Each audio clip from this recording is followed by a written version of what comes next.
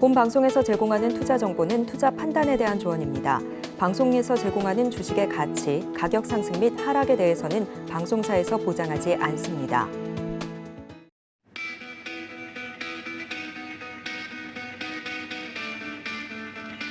안녕하십니까. 고수익 작전 타임 진행의 도지은입니다. 어제 코스피와 코스닥 시장에 참여한 투자자분들 오랜만에 장 분위기가 좋아서 기분 좋은 하루를 보내셨을 것 같습니다.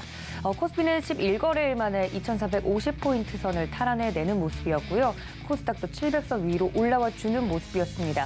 확실히 연말보다는 1월 장세를 조금 더 기대해 봄직한데 이런 상황 속에서 오늘은 어떤 작전을 펼쳐봐야 할지 장전에 저희가 오늘도 전략 수립해드릴 테니까 저희와 함께해 주시기를 바랍니다. 자, 그 간밤에 뉴욕 증시 상황도 간단하게 좀 전달을 해드리면 혼조세로 마감이 됐다고 합니다. 글로벌 이슈 자세하게 짚어주실 첫 번째 전문가님과 함께 보다 자세한 내용 나눠보도록 할 텐데요. 주식회사 플래처 김덕호 대표님과 전화 연결해보도록 하겠습니다. 대표님 안녕하십니까?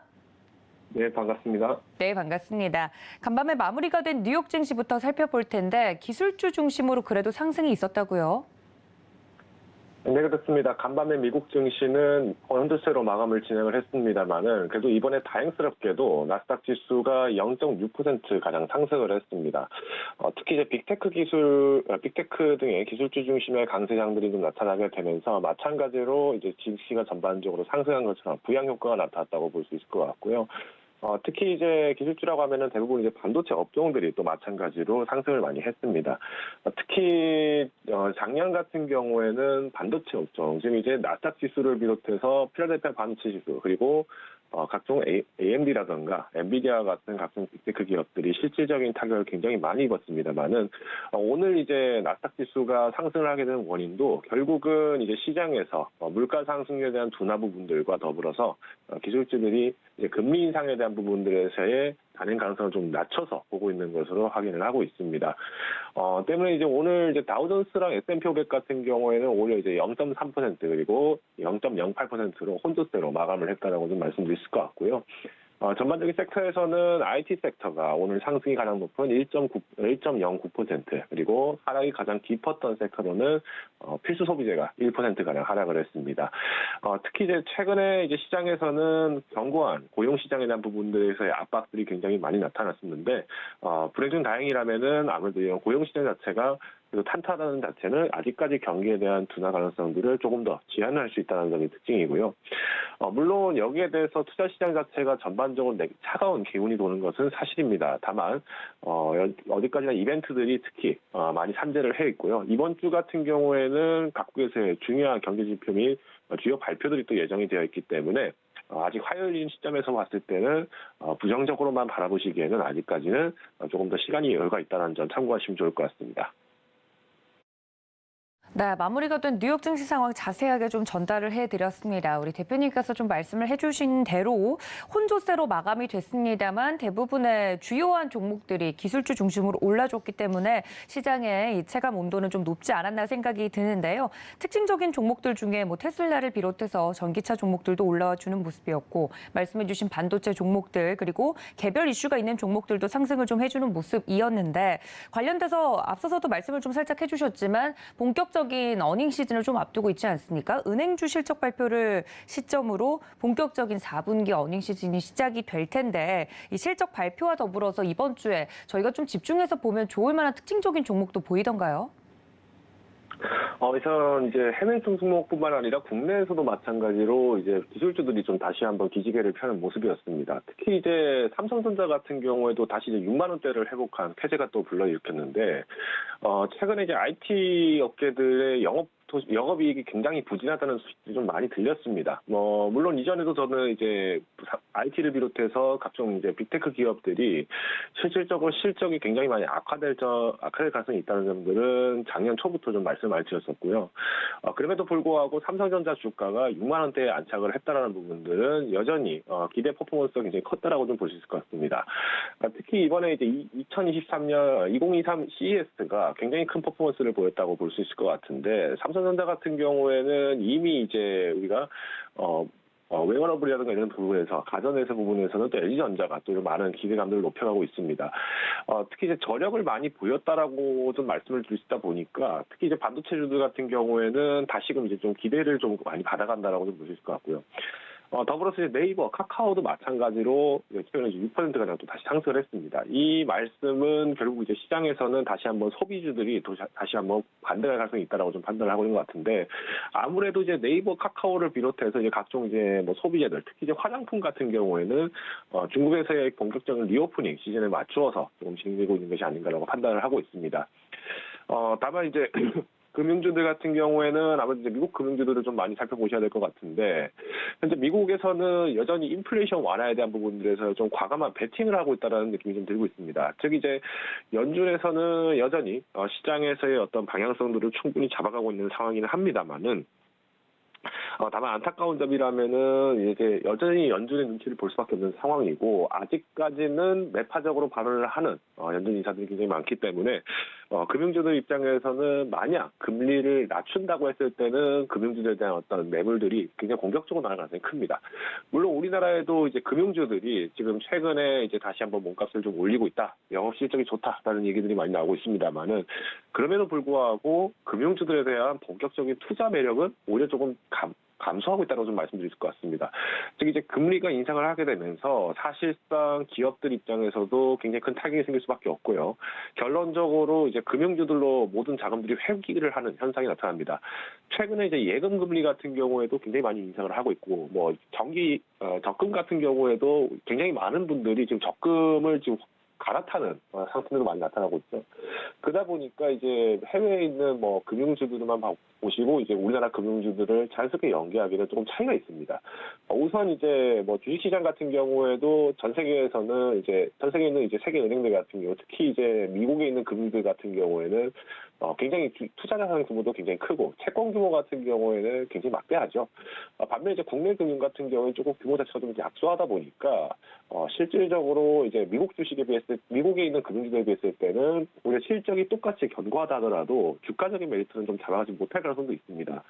때문에 이제 좀 참고하셔야 될 부분이라고 하면은 여전히 이제 미국 증시에 대한 부분들에서의 회귀 현상, 즉 외국인들이 화차손 그리고 실질적인 투자 가치를 재평가하는 데 있어서 각국에서의 어떤 안정성 위주로 많이 좀 작용을 할 것 같습니다. 이는 이제 통화 안정성 쪽으로 좀 볼 수 있을 것 같고요. 마찬가지로 이제 국내에서도 이제 정부에서 마찬가지로 굉장히 많은 양적 완화를 진행을 했습니다. 그렇지만 최근에 이제 다시 한번 한국은행 측에서 금리 인상에 대한 여부를 충분히 살피고 있는 상황이기 때문에 어디까지나 현재 시점에서 마냥 만족할 수는 없는 상황이고요. 금융주들 같은 경우에도 실제로 실적이 굉장히 좀 상이하게 나타났습니다. 특히 카드사들 같은 경우에는 마찬가지로 카드사들에 대한 전망들을 실질적으로 많이 후퇴를 하고 있고요. 이는 아무래도 블랙 프라이데이 당시에 이제 실질적인 매출 확대는 했습니다만은 오히려 이제 개인 가계별 소비 지출이 굉장히 많이 후퇴하고 있다는 점들을 좀 예를 들어서 좀 말씀드릴 것 같고요. 반면 이제 투자 시장 같은 경우에도 실질적으로 자사운용 수수료는 굉장히 많이 높아졌습니다만은 실질적인 어떤 주식 거래세라든가 이런 부분들은 많이 줄어든 것으로 판단하고 있습니다. 때문에 이제 글로벌 금융시장에도 마찬가지로 기업들이 어려워지게 되면 결국 이제 기업들이 이제 결국 도산을 한다든지 파산한다든지 이런 굉장히 악순환이 굉장히 많아질 수밖에 없는데 마찬가지로 이 주제는 조금 뒤에 주제가 좀 이어서 좀 소개를 드리도록 하겠습니다. 그래서 오늘 전반적으로 좀 소개드리고 싶은 부분들은 아무래도 이제 금융주들에 좀 초점을 맞추신다면은 여전히 이제 금리 인상에 대해서 초점을 좀 많이 맞추고 있다는 정도로 요약을 드리겠습니다. 네, 뉴욕 증시 마감 상황과 더불어서 좀 특징적인 종목들 위주로 여쭈어 봤는데 뒤에서 조금 더 눈여겨보면 좋을 만한 섹터와 종목에 대해서는 다시 한번 강조를 해주신다고 하니까 여러분들 끝까지 함께해 주시기를 바랍니다. 자, 그렇다면 두 번째 이슈로 넘어가 보도록 하죠. 이번 주의 이벤트라고 하면 예정된 물가 지표와 또 실적 발표 이렇게 두 가지를 좀 꼽아볼 수 있을 것 같은데 인플레이션 지표에 대해서는 다행히도 계속해서 금리 인상과 관련된 부분이 이어지기 때문일지 인플레이션 하향 전망이 계속 나오고 있습니다. 더불어서 시장이 증시가 반등을 할 수 있을지도 궁금한데 어떻게 보십니까? 우선 이제 인플레이션에 대한 하향 전망은 이제 이번에 뉴욕의 연은에서 마찬가지로 설문조사를 진행을 했는데 향후 이제 미국의 1년간 기대 인플레이션이 5%대로 지금 도달을 했다고 합니다. 이제 작년 12월만 하더라도 이제 5.2% 수준에 이제 쉽게 말하면은 아직까지는 조금 위험하다라는 부분들에서 언급을 좀 드릴 수 있는 부분이었지만은 지금 현재 이제 3년간 인플레이션을 예상을 했을 때, 5년간 인플레이션을 예상했을 때는 3% 가량으로 지금 조정이 될 가능성이 크다라고 판단을 하고 있는 것 같습니다.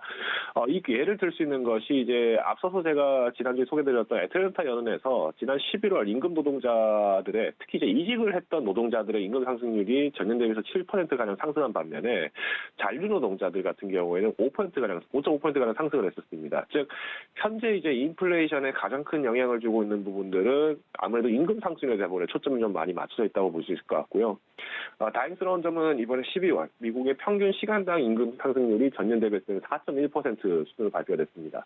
지난 11월 같은 경우에는 5.1%였다는 점을 좀 감안했을 때는 실질적으로 임금 상승률이 많이 후퇴했다고 볼 수 있을 것 같은데 마냥 기대감을 놓고 접근하기는 좀 어려운 부분들이 앞서서 소개드렸다시피 대기업 중심에서의 어떤 인력 감축이 중소기업 중심으로 해서의 고용 확대로 많이 이전이 됐습니다.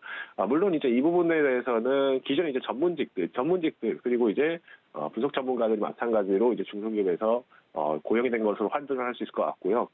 더불어서 이제 서비스 업종에 대해서 마찬가지로 활성화가 되었는지가 굉장히 큰 주목을 받을 것 같습니다.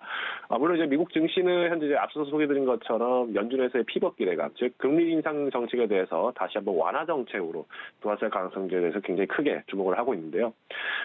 베이지북에서도 마찬가지로 인플레이션의 압박의 주원인은 인건비다라고 언급을 한 바 있고요. 오늘 또 이제 파월 의장이 마찬가지로 연설을 할 예정이라고 합니다. 때문에 이제 월가에서는 결국 이제 최종 금리가 어느 수준까지 올라가느냐를 주목을 하고 있는 상황입니다. 특히 이제 한은 같은 경우에도 마찬가지로 이번 주에 금통위가 또 예정이 돼 있기 때문에 금리 인상을 주저하지는 않을 것이라는 전망들이 좀 우세한 상황이고요. 특히 이제 최근에 이제 부동산 시장을 비롯해서 투자자산 시장들이 굉장히 많이 타격을 입고 있는 반면에 물가 안정에 대한 부분들에서 초점을 맞추다 보니까 베이비 스텝을 진행할 가능성이 이제 높다라고 판단을 하고 있습니다. 연준에서도 마찬가지로 이번 1월 금리 인상에 패드워치에서도 마찬가지로 이번 1월 연준에서는 베이비 스텝을 진행할 가능성이 굉장히 높게 판단을 하고 있고요. 특히 이제 이런 연준의 속도 조절론과 더불어서 이제 피벗 기대감들이 높아질 때에는 항상 조심하셔야 될 부분들이 낙관론입니다. 이제 과거 이제 지난 2022년, 그러니까 금리 인상에 대한 부분들에서의 언급들이 실질적으로 굉장히 과감한 형태로 나타났었는데, 사실상 금리 인상에 대한 부분들의 필요인지성은 제롬 파월 의장도 지난 2021년 11월부터 해서 공격적으로 호도를 많이 했었습니다. 다만 이제 전쟁으로 해서 에그플레이션과 에너지플레이션이 굉장히 많이 나타나게 되면서 여기에 이제 본격적인 금리 인상을 할 수밖에 없었던, 즉 사실상 이제 배수의 진을 칠 수밖에 없었던 상황이다 보니까 금리 인상 폭들을 좀 공격적으로 높일 수밖에 없었고요. 이러다 보니까 이제 현재 미국에서는 이제 주요 이제 서비스 업종들이 굉장히 큰 타격을 받고 있습니다. 이 예를 알 수 있는 것이 이번에 이제 발표가 되었던 ISM 비제조업 지수 PMI가 이제 49.6을 발표를 했습니다. 12월 지표다 보니까 굉장히 큰 의의를 갖고 있는데 실제로 이제 서비스 PMI 지수 같은 경우에는 이미 이제 50 이하를 이제 하회를 하기 시작한 게 꽤 오래됐습니다. 사실상 이제 팬데믹 이후부터 해서 2021년 그리고 22년 장에서에 들어서기 시작하면서 50%를 하회한 부분들이 훨씬 더 많았다고 좀 말씀드릴 수 있을 것 같고요. 반면 이제 ISM 비제조업 구매 관리자 지수 같은 경우에도 실질적으로 이제 팬데믹 이후에 최초로 31개월 만에 마찬가지로 50포인트 이하의 수준을 달성을 했습니다. 즉 이 말씀은 이제 통상 이제 PMI 지수 같은 경우에는 50포인트 이하 있을 경우에는 경기 위축 혹은 침체 구간이라고 얘기를 많이 하는데 현재 이제 월가에서는 마찬가지로 지난 팬데믹 때 당시 ISM 비제조업 지수가 41포인트까지 내려간 바가 있기 때문에 현재 수준에서 만약 이제 5% 가량 더 하락을 하게 될 경우에는 경기 침체 수준이라고 지금 전망을 하고 있는 것 같습니다. 즉 이제 소매 판매 쪽에서 부진이 이어지게 될 경우에는 실질적인 소비자들의 어떤 매출 감소들이 굉장히 많이 일어날 수밖에 없다는 거고요. 이렇게 되면은 전반적으로 이제 기업들이 그간의 이제 연봉 인상률을 통해서 이제 기업의 실적을 높이고자 했었는데 사실상 제품 판매 부진과 그리고 재고량 압박으로 인해서 기업들이 실질적인 운영 자체가 굉장히 어려질 수 있습니다. 때문에 이제 많은 투자자분들께서도 이미 이제 이미 이제 많은 부분에서 기업에 대해서 조사를 하셨겠습니다만은 특히 최근에 이제 기업에서의 어떤 재무 건전성은 반드시 확인을 하셔야 된다고 좀 말씀드리고 싶고요. 현금성 자산에 대한 부분들의 비중들도 충분히 보셔야 됩니다. 즉 이제 부채 비율이 굉장히 높다 보면은 사실상 이제 기업 가치에 대한 부분들의 단가상이 굉장히 클 수밖에 없고요. 특히 이제 금융주들, 특히 우리가 국내에서도 마찬가지로 은행들도 이제 실질적으로 이제 자금들이 마르고 있는 상황이긴 합니다. 그러다 보니까 어디까지나 이제 낙관론만 가지고 기업에 대해서 단기적인 트레이드를 하기는 좀 어렵다라고 좀 판단을 하고 있고요. 장기 투자를 하실 때는 더더욱 조심하셔야 되는 부분들이 지금처럼 이제 경기 침체에 대한 우려들이 높아질 때는 새로운 산업군에 대한 변화들이 나타나기 때문에 마찬가지로 이벤트가 이어지지 않을 가능성이 충분히 있습니다. 즉 이제 현재 단기적인 변동성이 굉장히 높은 시장이기 때문에 항상 이제 현금 여력을 마련하신 상태에서 투자를 유지하시는 것을 권고드리겠습니다. 네, 관련돼서 자세하게 시장 상황 이야기를 들어봤습니다. 다음 이슈로 좀 넘어가 보도록 하죠. CES 2023이 마무리가 됐습니다. CES 호재에 이어서 이 JP모건 헬스케어가 또 다음 타자로 기다리고 있는 상황인데 K-바이오 전략을 좀 세워보자면 어떤 전략이 유효할까요? 네, 우선 이제 가장 긍정적인 부분이라고 하면은 우선 이제 대면 행사라는 부분이 가장 큰 의미가 있겠죠. 앞서서도 이제 지난 2023 CES 관련해서 좀 소개를 드렸습니다만은 예상 대비 1만 명 이상 더 참가를 하게 되는 역대 최대 참가를 좀 보였었던 바가 있었고요.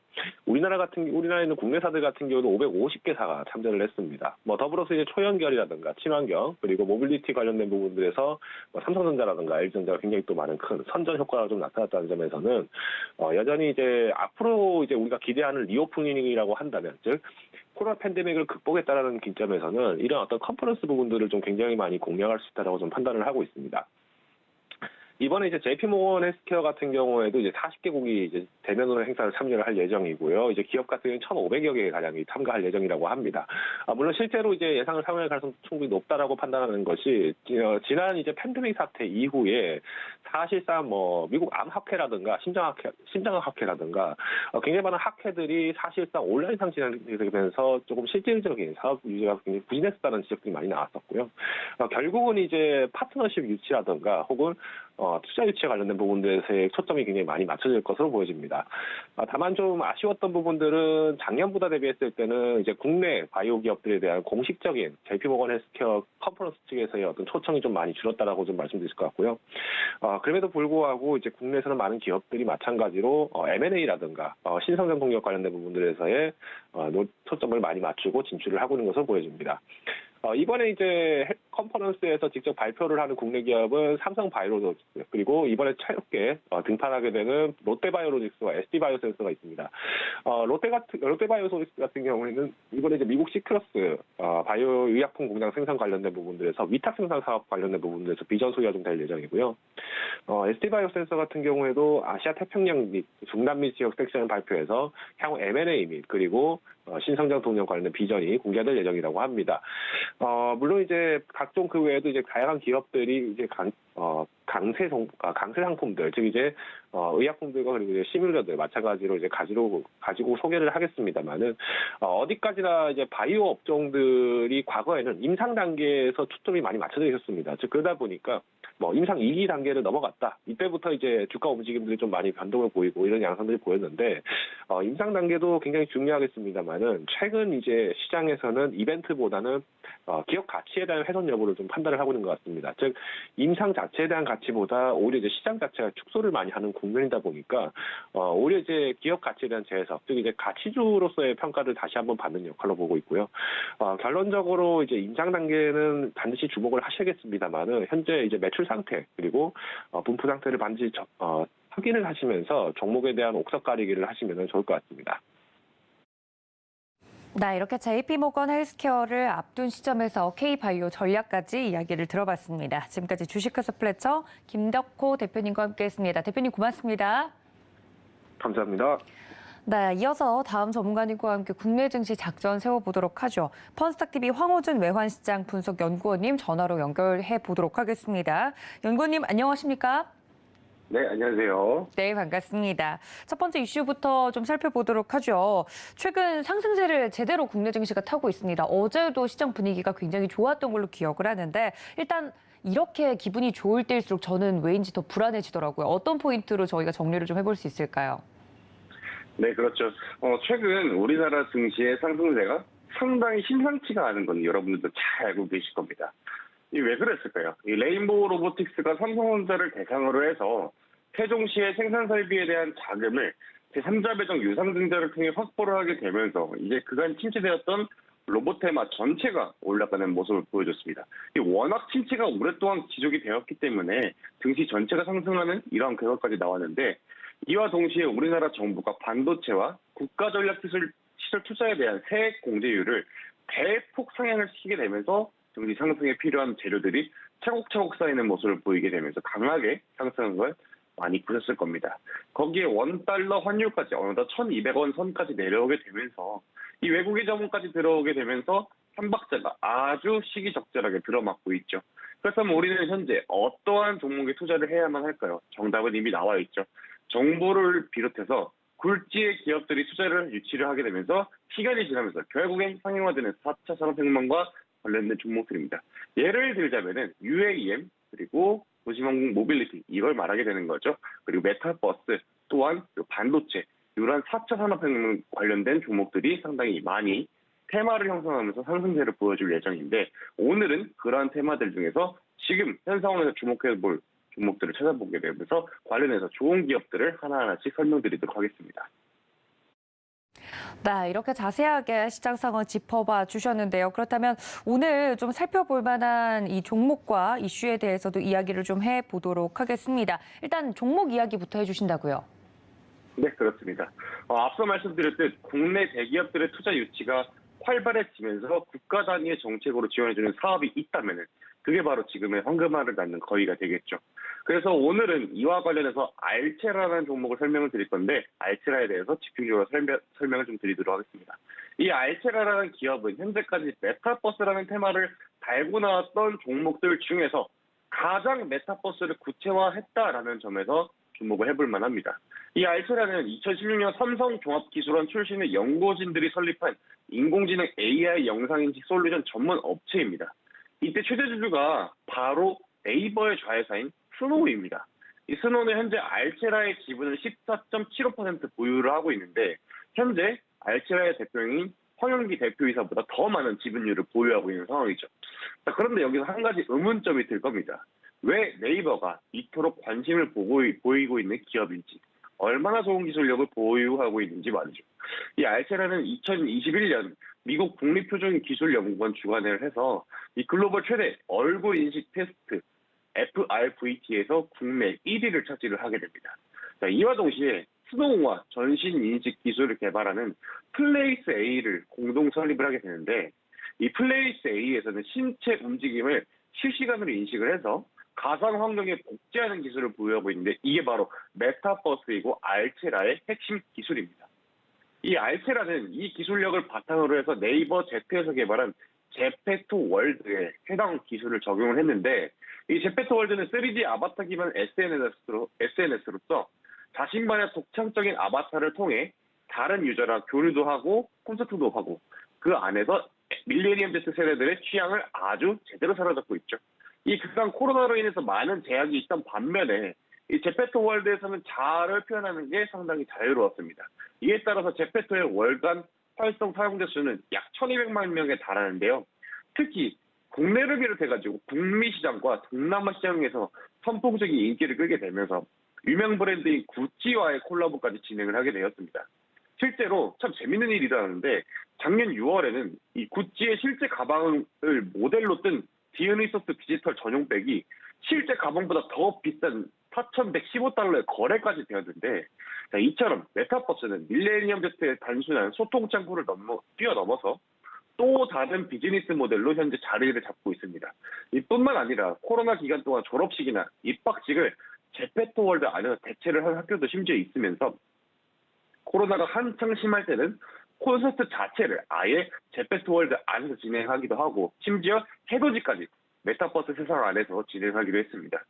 현재 메타버스를 포함해서 4차 산업혁명에 해당하는 테마들은 아직까지는 실제가 불투명하고 꿈의 단계인 게 여러분들 다 인정하는 사실이죠. 따라서 어느 종목이 대장주에 올라가고 실제로 상용화까지 이뤄질지는 아무도 모르지만은 이 선점을 하게 된다면 엄청난 수익이 기대가 되는 부분이기도 하죠. 실제로 1차, 2차, 3차 산업혁명을 겪게 되면서 우리는 엄청난 기회가 왔음을 본능적으로 직감을 하고 있을 건데 따라서 공략에도 상당히 신중을 기해야 하죠. 알세라는 종목의 특성상 올해 1월 2일 약 상장 이래 최대 저점이 1월 2일 5,940원으로 형성이 되어 있는데 이 손절선을 바로 이 가격으로 잡으시면 되겠습니다. 이 진입 가격으로는 6,900원 이하 매수를 권장드리고 1차 목표가는 8,000원으로 제시를 해드리겠습니다. 1차 목표가에서는 중요한 점이 반절의 물량만 정리를 하시고 반절은 9,000원까지 바라보시면 되겠습니다. 이 종목의 특성상 큰 시세 파동보다는 야금야금 천천히 올라가는 경향이 크기 때문에 단기적인 변동성을 선호하시는 분들께서는 과감히 패스하시는 걸 권장을 드리도록 하겠습니다. 네, 메타버스 하면 빼놓을 수 없는 종목 중에 하나죠. 오늘의 종목 알츠라 자세하게 이야기를 해주셨습니다. 관련돼서 가격 전략까지 좀 말씀을 드렸으니까 여러분들 이 점까지 참고해 주시면 좋을 것 같네요. 자, 다음 이슈로 좀 넘어가 보도록 하겠습니다. 연구원님께서 이전에 한번 이야기를 해주셨던 기억이 나는데 이 탄산과 관련된 이슈 오늘도 다뤄주신다고 합니다. 어떤 내용에 저희가 주목하는 게 좋을까요? 네, 지난해 11월에 이 산업통상자원부의 탄산수급 안정화 지원 방안이 발표가 있었죠. 이 정부 차원에서 이제 현재 탄산이라는 가스는 우리가 그냥 청량감을 주는 이 가스가 아니라 상당히 중요한 전략 자원으로 분류를 하고 있는 증명하고 있는 사실이기도 합니다. 지난 2020년 나타났던 탄산수급 대란으로 인해서 고압가스 충전 및 판매 업계는 봄부터 가을까지 이 탄산을 구하기 위해서 엄청난 노력을 했었죠. 그때의 증시 상황을 잠깐 말씀을 드리자면은 이 탄산의 공급 부족 현상으로 인해서 탄산을 많이 사용하는 용접, 열처리, 주물 등 우리나라의 뿌리 산업이자 근간인 이 산업들 중심으로 해서 공급이 아예 중단이 되는 심각한 수준을 겪게 되자 이 탄산이 원재료인 드라이아이스의 공급이 중단까지 되었습니다. 그에 따라서 신선식품을 시작으로 해서 쿠팡, 마켓컬리 등의 기업들은 배송 자체를 멈추게 되었죠. 사실상 장사를 접은 겁니다. 또한 국내외 장기간 실온에 노출되는 상품들은 수출까지 불가능한 상황이 왔었죠.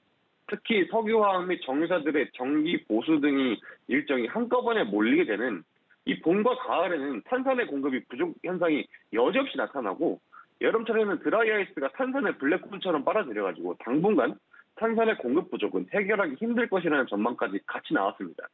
자, 이러한 상황을 정부 차원에서 타결하기 위해서 발벗고 나섰다라는 건데 현재 중국에 대부분 의존하고 있는 우리나라의 탄산 공급 상황을 이겨내기 위해서 국산화를 시도를 하거나 아니면 공급처를 확대하는 방안이 나올 가능성이 높아지고 있다는 거죠. 최근 탄산은 반도체 웨이퍼 세정가스로 대량으로 사용되거나 없어서는 안 되는 등 산업에서 필수 불가결한 품목으로 자리 잡고 있습니다. 이러한 배경과 이유로 여러분들께서도 주목해야 할 전략 자원임을 강조드리도록 하겠습니다. 네, 한번 이슈를 다뤄드렸었기 때문에 조금 더 심화해서 이야기를 해주셨습니다. 그렇다면 저희가 다시 한번 점검해 볼 만한 종목도 이전에 한번 설명드렸던 종목일까요? 네, 그렇습니다. 앞서 살펴본 이유를 바탕으로 살펴볼 종목은 바로 태경케미칼인데요. 이 태경케미칼은 제가 지난해 11월 10일 한번 공략을 했던 종목이죠. 그런데 오늘 다시 공략을 하려는 이유는 러워 전쟁의 판도가 이 날씨에 좌지우지될 가능성이 상당히 커지고 있기 때문입니다. 현재 유럽 대륙은 작년 불볕더위를 시작으로 해서 지구온난화를 피부로 직접 체감을 하고 있습니다. 이번 겨울은 생각보다 날씨가 따뜻해서 겨울철 난방의 주 원료인 천연가스를 무기로 유럽을 위협하는 푸틴의 계획이 상당히 차질을 겪고 있죠. 그만큼 현재 환경에 대한 관심도가 점점 높아지고 있는 상황입니다. 이 태경케미칼은 드라이아이스 국내 대표 기업으로서 여름 폭염 시즌의 특수를 겨냥해서 가끔 떠오르는 종목으로 여러분들께서 많이 기억을 하고 계실 거예요. 이 드라이아이스는 이산화탄소를 제조하는 과정에서 이때 탄소와 탄산이 발생을 하게 되는데 태경케미칼은 이산화탄소를 정제하는 과정을 통해서 고순도의 탄산으로 탈바꿈하는 기술력을 보유를 하고 있습니다. 이 기술력으로 태경케미칼은 2024년 상반기를 목표로 LG화학과 탄산 플래트 설비 계획을 발표를 했는데 이 LG화학에서 수소를 제조할 때 나오는 탄산을 정제 과정을 거쳐 생산하게 될 전망입니다. 자, 그렇게 되면 여러분들은 이게 어떻게 되겠습니까? 향후 하루 600톤 생산 규모의 탄산 플랜트가 완공이 되게 된다면은 태경케미칼의 매출의 99%를 차지하는 탄산 생산 능력이 기존의 620톤에서 1420톤까지 약 2배가량의 상승을 하게 되는 겁니다. 그렇게 되면 아주 큰 폭으로 상승을 하게 되는 거겠죠. 그렇게 되면 명실상부 국내 최대의 탄산 메이커로 자림하게 될 전망입니다. 현재 코로나19 여파로 언택트 시기가 열리게 되면서 신선식품을 통해 택배로 구매하는 형태가 많이 바뀌고 있죠. 이러한 환경을 바탕으로 태경케미칼의 입지는 꾸준히 상승하고 있는 추세인데 이외에도 태경케미칼은 탄소 중립 테마로도 엮이게 됩니다. 현재 글로벌적으로 탄소 중립 캠페인을 진행하고 있는 만큼 공기 중으로 배출되는 탄소에 상당히 관심이 쏠리고 있는 와중이죠. 탄소의 배출이라는 것은 탄소가 포함된 화석 연료의 사용으로 공기 중에 기체 형태로 탄소가 배출되는 걸 의미를 하게 되는데 여기서 LG화학이라는 거대 기업과 탄산 플레이트를 증설해서 배출되는 탄소까지 줄이면서 오히려 이거를 역이용을 해서 자원으로 재활용하게 된다면 앞으로 얼마나 많이 이 시장 자체가 상승을 하게 될까요? 태양케미칼의 향후 전망이 좋은 쪽으로 흘러가는 만큼 이 종목의 매수 타점도 상당히 중요하게 될 전망입니다. 이 전일 종가인 1,800원을 기준으로 해서 장기 이동평균선이 60일 이동평균선에 걸쳐져 있는 지금 주가의 모습이죠. 다음 지지라인으로 1만 원 거대 장기 이동평균선들이 걸쳐져 있는 만큼 이 지지라인을 10,000원으로 잡으시고 10,000원을 이탈하지 않는다면 상반기로는 13,500원까지는 무리 없이 올라와 줄 모멘텀이 충분합니다. 이 정리를 해드리자면 진가 11,000원 미만 매수, 손절 라인 10,000원 이탈, 1차 목표가는 13,500원, 2차 목표가는 15,000원으로 제시를 해드리도록 하겠습니다. 네, 한번 언급을 드렸던 종목과 이슈였기 때문에 보다 자세하게 이 타점까지 이야기를 해드렸습니다. 여러분들 이 점까지 참고해 주시면 좋을 것 같습니다. 자, 그렇다면 연구님 저희 오늘장 작전도 필요할 텐데요. 어제 장 분위기가 굉장히 좋았기 때문에 오늘도 좀 기대가 되는데 어떤 전략을 세워볼까요? 네, 전일 우리나라 증시는 이 그간의 상승과는 상당히 다른 모습을 보여주었습니다. 코스피가 플러스 2.63%까지 오를 만큼 상당히 강했는데 자, 이러한 강세도 중국과 홍콩 증시가 열리게 되면 일부 반납하는 모습을 그간에는 보여줬는데 어제는 그렇지 않았습니다.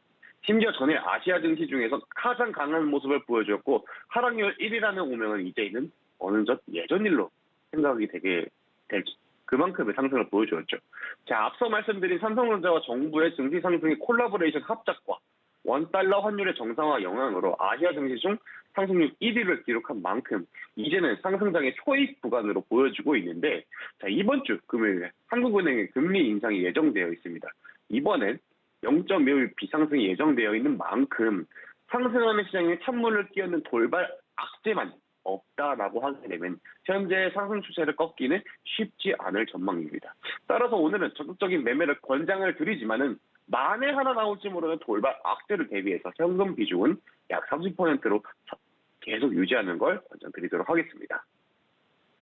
네, 이렇게 오늘장 작전까지 든든하게 세워주셨습니다. 지금까지 펀스탁TV 황호준 외환시장 분석 연구원님과 함께했습니다. 연구원님 고맙습니다. 감사합니다. 네, 다음 시간으로 좀 넘어가 보도록 할 텐데요. 보다 자세한 종목에 대해서 공부해 보는 시간 가져보도록 하겠습니다. 기업공시연구소의 변영인 대표님 연결되어 있습니다. 대표님 안녕하십니까? 네, 반갑습니다. 네, 반갑습니다. 오늘은 어떤 종목의 공시를 저희가 살펴보게 될까요? 네, 최근 증권 관련 집단 소송의 제기, 소송 허가 신청 공시가 좀 제출된 오스템 임플란트를 준비해왔습니다. 최근 이 주주로 하여금 증권 관련 집단 소송이 제기된 바 있었고요. 지분 공시를 통해서 경영권 문제, 재점화 이슈까지 논란이 되고 있는 종목인데 향후 전망 그리고 추이까지 살펴보도록 하겠습니다. 네, 오스템 임플란트 많은 분들이 잘 알고 계시는 종목일 것 같은데 또 이런 이슈가 있다고 하니 살펴보도록 하겠습니다. 그 전에 기업 개요부터 간단하게 살펴보도록 하죠. 오스템 임플란트는 1997년 1월에 설립돼서 2007년 2월 코스닥 시장에 상장이 됐습니다. 주 사업 부분은 많은 분들이 알고 계시다시피 치과 임플란트와 치과 소프트웨어 개발 및 제조, 판매를 영위하고 있는 기업이죠. 임플란트 제품 판매를 주력으로 영상 진단 장비 및 유니트 체어 등의 치과 장비, 교정 재료 및 의약품 등의 치과 재료, 치과용 IT, 임상교육센터를 포함해서 총 5개 품목군을 취급하고 있습니다. 국내 임플란트 시장 점유율 1위사로 약 50%의 시장을 점유하고 있고요. 아시아 태평권 1위, 글로벌 점유율 4위를 기록하고 있습니다. 최근 연간 실적은 2021년 연결 기준 매출액은 8,245억 원으로 전년보다 31.3% 증가했고 영업이익은 1,433억 원으로 45.6% 증가했습니다. 반면 당기순이익은 234억 원으로 횡령으로 인한 손실 반영으로 큰 폭으로 감소한 바 있습니다. 사측은 국내외 견고한 성장을 바탕으로 매출액이 증가했고 원가율 개선, 비용 축소로 손익이 증가했으며 횡령 손실 금액 반영으로 당기순이익은 감소했다고 밝혔습니다. 네, 이렇게 기업 기후 간단하게 살펴봤는데요. 좀 이슈가 끊이지 않는 것 같습니다. 공시 내용 자세하게 살펴보도록 하죠. 어떤 내용입니까? 네, 지난 6일이었습니다. 회사 증권 관련 집단 소송의 제기, 즉 주식 집단 소송이 제기가 된 건데 공시 내용 살펴보도록 하겠습니다. 공시 내용입니다. 증권 관련 집단 소송의 제기, 소송 허가 신청입니다. 사건 번호는 서울 남부지방법원 2022 갑 754번입니다. 피고는 오스텝 임플란트 주식회사고요. 소를 제기한 자는 주주 김민정 씨입니다. 청구 취지 내용 보도록 하겠습니다. 피고는 총원에게 1억 원 및 이에 대해서 이 사건 송장 부분 송달을 다음 날부터 다 갚는 날까지 연 12%의 비율로 계산 돈을 지급해달라. 청구 원인의 요지는요.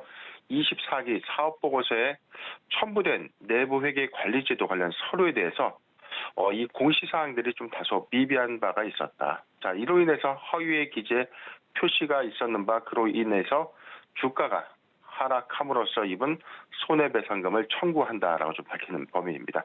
총원의 범위는요. 2021년 3월 18일부터 2022년 1월 3일까지 오스템 임플란트의 주식을 매수했다가 2022년 1월 3일부터 9월 5일 사이에 매수가액보다 낮은 가액으로 매도한 사람들을 대상으로 한다라고 밝히는 공시입니다. 정리를 해보면 증권 관련 집단 소송은 사실 이 주식 거래에 관련된 어떤 이 피해 사항들을 구제하기 위해서 만들어진 제도입니다. 원고가 승소를 하게 되면 이 대표성을 인정받기 때문에 소송에 참여하지 않은 관련 피해자들까지 권리를 좀 구제받는 어떤 제도. 즉 1억 원에 대해서 만약에 이 김민정 씨가 승소하게 된다면 이로 인한 주가 하락에 대한 어떤 손해배상금을 일반 주주들도 같이 청구할 수 있는 어떤 이 공시다라고 지금 이해를 하시면 되겠습니다. 네, 관련돼서 그렇다면 그 여파가 굉장히 클 것 같은데 이슈적으로, 모멘텀적으로는 어떻게 이 이슈를 소화하는 것이 좋겠습니까? 네, 일단 이슈된 사항들 하에서는 지금 이 집단소송 제기 금액 자체가 큰 편은 아닙니다. 일단 1억 원이라는 금액 자체는 좀 일부금에 해당하는 어떤 금액이다라고 좀 판단되고 있는 상황인데 1억 원에 대해서 만약에 최종 승소한다고 하더라도 이에 대해서 확소 가능성은 좀 있겠지만 전문가들 입장에서는 사실 이 청구 소송에 대해서 최종적으로 좀 승소할 것이다라는 어떤 전망보다는 다소 최근 경영권 분쟁 상태에 있는 이 상황, 자, 이 상황에서의 어떤 이해관계자가 좀 같은가에 대한 어떤 부분인데 회사의 어떤 압박 카드로 좀 작용된 것이 아닌가라고 좀 판단되고 있는 상황입니다. 최근 공시 이어서 좀 하나 더 볼 텐데요. 1월 5일자 주식 등의 대량 보유 상황 보고서 공시 내용 살펴보도록 하겠습니다. 이 주식 등의 대량 보유 상황 보고서는 주요 주주가 지분 5%를 초과할 경우에 주식의 어떤 변동 사항들을 주주에게 좀 알리는 공시입니다. 즉 지분 공시라고 좀 하게 되는데 일부 보고의 내용 4번 보유 목적 살펴보도록 하겠습니다. 보유 목적은 경영권에 영향을 주기 위함이다라고 좀 밝혔는데 1번부터 10번까지 해당되는 임원의 선임, 해임 또는 직무의 정지 등을 포함해서 회사의 해산까지 관련된 모든 사항들, 즉 경영권에 어떤 영향을 주기 위해서 지분을 취득했다라고 좀 밝히는 내용입니다. 5번 변동사항 내용을 보면 장내 매수를 통해서 단순 추가 취득했다라고 좀 밝혔는데 지금 현재 강성부 펀드라고 좀 제기되고 있는 애프리컷 홀딩스의 어떤 지분 추가 취득 상황들이 최근에 200억 원의 장내 매수를 통해서 지분을 확대하는 어떤 흐름들 하에서 회사를 압박하는 경영권 분쟁의 어떤 본격화가 아닌가라고 좀 판단되고 있는 상황입니다. 최근 3분기까지 오스템 임플란트 비교적 견고한 영업 실적을 좀 보여주면서 과거의 횡령 배임 이후 이슈에 회사가 좀 만회하는 노력들을 좀 보여주고 있는데, 이번 주주의 어떤 집단 소송과 3대 주주로 좀 등극하게 된 애프리컷 홀딩스의 향후 경영권 분쟁 이슈까지 좀 부각된다면 단기 급등 가능성에 대한 어떤 기대감들도 좀 수반되고 있는 상황은 맞습니다. 네, 횡령 후유증으로서 이러한 이슈가 나오고 있는 사항들 저희가 사업 모멘텀 쪽으로도 살펴봤습니다. 그렇다면 이 주가적으로도 영향이 분명히 있을 것 같은데요. 저희가 앞서서 주가 전략은 어떻게 세워보는 게 좋겠습니까? 네, 최근에 어떤 급등 이후에 최근 모 매체의 어떤 이 보도자료 발표 이후에 중국의 리콜 관련된 어떤 이 보도가 좀 부각된 바 있었어요.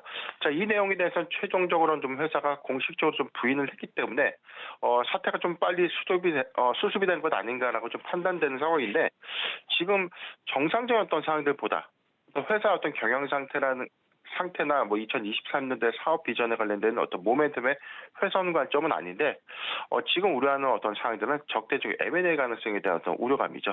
그런데 2018년 한젤칼 사르와 좀 비슷한 양상인 강성부 펀드의 어떤 이 3대 주주 등극 이후에 본격적인 경영권 분쟁 재점화에 따라서 오히려 오스템 임플란트의 단기 급등 기대감도 좀 수반되고 있는 상황입니다. 과거에 2018년도 3년 6개월간 한진칸 지분을 좀 매입했던 강성부 펀드가 경영권 분쟁을 좀 벌인 바 있었고, 최근 3천억 원대 수익을 올리면서 호반건설에게 한진칼 보유 지분 대부분을 좀 매각한 이런 사례들로 하여금 사례가 좀 있었기 때문에 오스템 임플란트의 어떤 기대감들이 지속해서 좀 수반되고 있는 상황입니다. 올 3분기까지 사상 최대 실적을 달성하면서 매출액과 영업이익의 고공 성장을 좀 이뤄지고 있는데, 올해 목표 매출 1조 원 그리고 영업이익 2천억 원의 달성 가능성이 한층 높아졌기 때문에 4분기 실적까지 좀 최종적으로 좀 마감이 된다면 매출 1조 원 영업이익 2천억이 달성이 가능한 사상 최대 실적 달성은 좀 유력한 상황입니다. 차트 내용 살펴보도록 하겠습니다. 최근 이 거래정지 해제 이후에 지난 9월 6일이었죠. 14만 4,900원.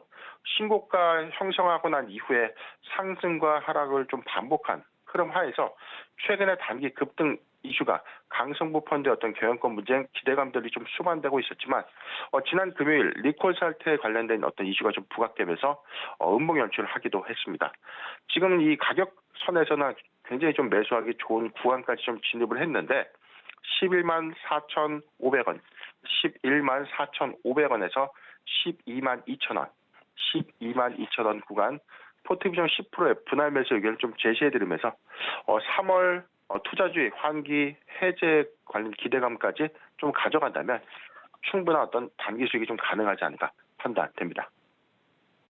네, 오늘의 공시 종목 오스템 임플란트 이슈부터 가격 전략까지 자세하게 좀 설명을 해드렸습니다. 투자자분들은 해당 이슈를 보고 걱정이 크셨을 텐데 해당 그 대응 방법까지 좀 알려드렸으니까 참고 부탁드리고요. 지금까지 기업공시연구소의 변영인 대표님과 함께해봤습니다. 대표님 고맙습니다. 네, 감사합니다.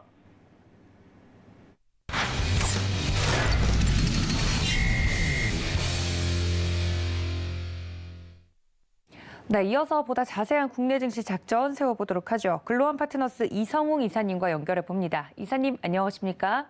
네, 안녕하세요. 네, 반갑습니다. 오늘 이슈는 환율과 관련된 내용을 먼저 짚어주신다고 하셔서 기대가 됩니다. 환율이 좀 급격히 하락을 좀 하고 있죠. 어떻게 저희가 풀이해 보는 게 좋을까요? 네, 전거래일 환율이 원화 강세의 변동성이 커지는 모습이었습니다. 우리가 여기서 알 수 있는 점은 우선은 외국인 순매수 환경이 조금 더 유리해질 수 있다는 점이겠고요. 이 외국인 순매수 같은 경우가 이론적으로 우리가 생각을 하면 달러화를 원화로 바꿀 때 원화의 강세 같은 경우는 통화만 놓고 보자면 달러화에게는 유리하지 않아요. 그런데 이 상황 안에서 외국인 순매수가 유입된다는 건 뭐냐면 원화의 강세가 지속된다고 하기보다는 한 차이까지 같이 감안을 해서 순매수가 유입이 된다는 점을 생각을 해볼 수 있겠습니다. 왜냐하면 원화 강세가 만약 지속되면 달러와 같은 경우로 순매수한 원화의 자산 같은 경우는 달러화로 다시 전환을 할 때는 그 환으로 치자면 환 손실이 발생을 하게 돼요. 그런데 이런 방향성 같은 경우가 지속되고 하는 상황보다는 역으로 좀 안정화 그 측면이 나타난다고 하면은 우리나라 자산을 외국인 기준으로 순매수했을 때 환 차익까지 함께 볼 수 있기 때문에 그런 점에서 어제의 수급 같은 경우는 유입이 된 것으로 보입니다. 원래 환이 하루에 한 20원대 조정이 나온다고 했을 때는 그 반대급부죠. 수출 업종 같은 경우는 워낙 강세 때 크게 유리하지 않은데 어제는 수출 업종의 조정보다는 외국인 순매수 유입으로 시장이 좀 유리한 환경이 나타나는 모습이었고요. 기술적 측면으로는 우리가 거래소 지수를 살펴봤을 때 2450대까지는 반등 가능한 가능성이 높아졌습니다. 시장은 시총상위주들이 움직이는 모습이었어요. 그런 모습 안에서 개별주를 갖고 계신 분들은 조금은 조바심이 날 수 있는 시장 흐름이 어제 나타났습니다. 거래소 기준으로는 지수가 2.6% 상승을 했고 코스닥은 1.7% 정도 상승하는 모습이었고 대부분 좀 소외된 주식들 같은 경우가 반등이 강한 모습이었어요. 작년 기준으로 봤을 때 자동차 업종 아니면은 플랫폼 여기에 더해져서 은행 이런 분들이 지수보다 강한 모습이 나타나다 보니까 대부분 그런 종목 같은 경우는 이미 수익권에 위치를 하기보다는 좀 손실권에서 손실이 줄어드는 그러한 경향이 많으셨을 텐데요. 지금은 이제 2450대까지 반등 가능성을 열어두고 그러면 시총 상위주 같은 경우는 그 구간까지 반등을 할 때는 최근에 강했던 쪽 같은 경우가 연속해서 강할 가능성이 높습니다. 그 부분을 뒤로 하고 개별주 관점에서는 지금 급하게 매도보다는 순환매가 나타나고 있기 때문에 우선은 매도보다는 좀 보유를 하면서 내 차례가 올 때까지 좀 살펴보는 게 낫다라는 결론이겠습니다. 네, 이렇게 원달러 지금 환율 같은 경우 하향세를 보이고 있는 모습 속에서 외국인들의 수급이 들어올 수 있는 환경이 조성됐다 이야기를 해주셨는데 그렇다면 관련돼서 저희가 눈여겨볼 만한 종목 어떤 종목일까요? 네, 종목은 삼성전기를 말씀드리겠습니다. 삼성전기 같은 경우는 우리가 주가의 상관계수, 즉 특정 지표가 있을 때 이 지표 같은 경우가 가격대의 변동성이 있을 때 주가 같은 경우도 함께 그 지표의 변동성에 맞춰 움직이는 경향이 강한 그러한 종목입니다. 그 지표는 MLCC 가격과 연동해서 움직이는 경향이 있고요. 4분기 실적 같은 경우를 비추어 보면은 영업이익 기준으로는 1,770억 원대가 예상이 되고 있습니다. 이 부분은 저번 분기 대비는 한 44% 정도 하락한 수치가 나올 것 같습니다. 시장의 예상치 같은 경우는 이제 좀 낮아진 상황이고요. 사업부별로 컴포넌트 사업, 패키지 기판 사업, 카메라 모듈 사업 이런 기준으로 스마트폰과 관련된 그런 주가 움직임이 나타나는 기업이라고 할 수 있겠습니다. 현재 실적을 놓고 봤을 때는 가장 주목해서 추이를 살펴봐야 될 게 중국의 스마트폰 재고라고 할 수 있겠고요. 구체적으로 작년 2분기부터 생산에 대한 가동률 조정을 해왔어요. 그런데 그때 재고 소진이 나타나지 않고 시장 자체가 수요가 회복이 되지 않다 보니까 재고가 줄어드는 시점을 투자자들은 다들 좀 주시를 하고 있었고 2분기 재고 조정을 바탕으로 해서 뚜렷하게 이게 3분기, 4분기 그 측면에 돼 있다고 확인이 되지 않다가 4분기 기준 이후로 이제 재고 같은 경우에 감소가 나타나는 모습이었습니다. 그렇다 보니까 지금 주가 같은 경우는 선행해서 반등을 했었고요. 중국 같은 경우가 이제 경기 부양의 가능성이 높아지고 있어요. 경제 지표 같은 경우가 여기에서는 더 하락을 하면 중국 입장에서는 경기 부양을 통해서도 회복하기 쉽지 않기 때문에 경기 부양책의 가능성이 높아지는 환경에서 여기에 중심은 소비 진작이고 소비 진작의 중심에는 스마트폰에 대해서 재고가 줄어들 수 있는 요인까지 더해진다고 보고 있습니다. 올해 예상 영업이익이 1조 1,331억 원 정도 수준이에요. 시총은 약 11조 정도인데 일반적인 이익 세력을 비추어 봤을 때 만약에 올해 재고 소진이 나타나고 수요의 회복이 나타난다고 하면은 시가총액은 기본 15조 대까지는 상승이 가능할 것으로 보입니다. 짧게 보기보다 지금은 스마트폰 재고 소진 이 부분은 중국 로컬을 중심으로 해서 추이를 살펴보고 급하지 않게 매수 대응을 하시면 되겠습니다. 가격 접근은 14만 2천 원대 접근 가능하다는 결론입니다. 네, 오늘 이렇게 이슈와 더불어서 함께 종목까지 자세하게 살펴봐드렸습니다. 삼성전기 여러분들 기억해 주시면 좋을 것 같고요. 지금까지 글로벌 파트너스 이성우 이사님과 함께했습니다. 이사님 고맙습니다. 네, 감사합니다. 네, 저희가 이렇게 장전 전략 모두 세워봤는데요. 본 방송에서 제공해 드린 정보는 투자 판단에 대한 조언일 뿐 해당 주식의 가치나 수익률을 보장하고 있지 않다는 점까지 알려드리면서 저희는 장중 전략으로 다시 인사드리겠습니다. 시청해 주신 여러분 고맙습니다.